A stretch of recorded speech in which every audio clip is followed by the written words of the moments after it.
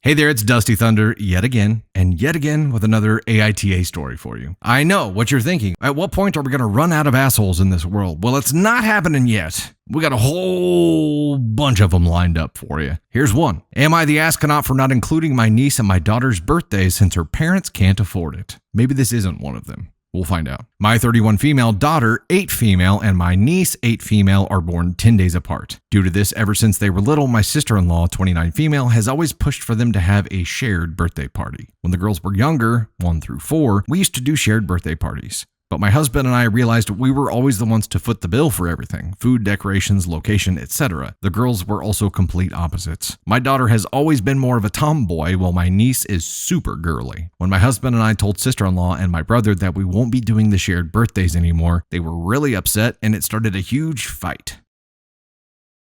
More confetti. It's a party now. They said they can't afford to throw a nice birthday for my niece, but we can, so it makes sense that we pay for it since we're family. Yeah, not gonna fly with my husband and I, so we stuck by what we said, and ever since, the girls have had separate birthdays. My daughter and my husband love watching Formula One together, so she wanted to have a Formula One themed birthday this year. That sounds like the coolest birthday ever. The weekend before the birthday, we had a family dinner at my parents' house. Sister-in-law, my brother, and niece were present. My parents were asking the girls if they were excited for their upcoming birthdays and if they were having parties this year. My daughter told my parents she is having a Formula One themed party this year. Sister-in-law answered for my niece and said they're not going to have a party for her because things were tight. The conversation was left there. Fast forward to this past weekend. Daughter's birthday was on Saturday, and we had the party and it was going great. The whole family was invited as usual, and everyone is having a great time. Until the cake. No, not another cake issue! Why? Why is the cake the linchpin of each of these stories now? Protect the cake! That's gonna be my new shirt. I'm in the kitchen with my mom, mother-in-law, sister-in-law, and a few other family friends talking. I pull the cake out to get it ready to bring it out for everyone. Sister-in-law takes a look at the cake and looks confused. Sister-in-law, is this the girl's birthday cake? Me, what do you mean the girl's? The cake is for our daughter. Sister-in-law, well, I thought since I mentioned that things are tight this year that you'd include my girl in the birthday. Me, I understand your situation, but how come you never once mentioned this to me? Sister-in-law, well, I thought it would be common sense. Now my daughter isn't going to have any kind of celebration for her birthday this year because you and your husband are so selfish. More confetti. She then stormed out of the kitchen, made a huge scene at the party outside, yelling to her husband and my niece that it's time to go, and left. Since then, she's been messaging me and my husband nonstop, trying to make us feel guilty that my niece isn't going to have a birthday party and calling us all kinds of names. I feel bad that my niece isn't going to get a birthday party. Am I the asshole for not including her even though they can't afford it? Dude, what? Okay, even in the most impoverished of times, even when times are crazy difficult, even if you were living on the friggin' street, you would find a way to have a party for your kid. Doesn't have to be big, doesn't have to be anything but family and a cake. You find a way to make it happen because it's your freaking kid. You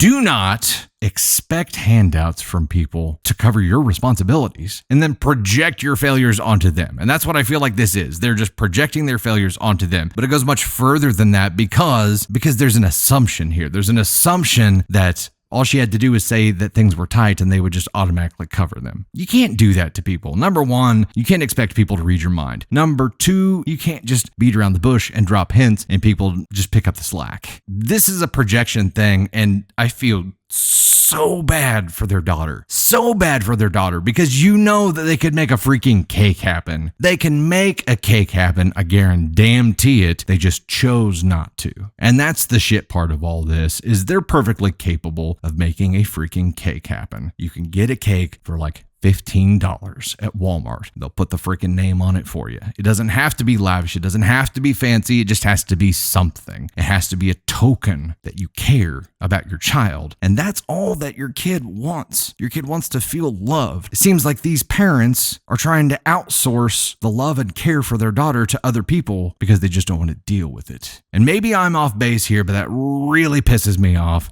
for their daughter. How shitty do you think she feels in all of this? To know that her parents don't care enough to at least do something minimal. Not even have the balls to ask someone else if they really did need it. If they really couldn't do anything to say, look, could you please just put her name on the cake too? Because otherwise we're not going to have anything this year. And maybe that is the case. But if that was the case, all they had to do was come out and ask, not hint and just expect someone else to pick up the bill for them. That's not okay. Not okay at all. OP is not an asshole at all because she didn't know. She didn't know that this was going to be a necessity and that this little girl wasn't going to have any kind of birthday cake because her parents just failed at it. And that's all. Maybe I'm being too hard on them, but this sincerely pisses me off because it's a minimal effort thing. It is not hard to show your child that you care and that you love them, and they just didn't do it. And it seems like the things are tight thing is just an excuse to try to put it off on someone else. Maybe I'm an asshole for thinking that way, but come on, it doesn't take much. You don't have to have freaking ponies and race cars and princess castles. They just want to feel loved and appreciated. And it feels like their daughter doesn't get to experience that. And that's the saddest thing in all of this. I'm equally sad and pissed.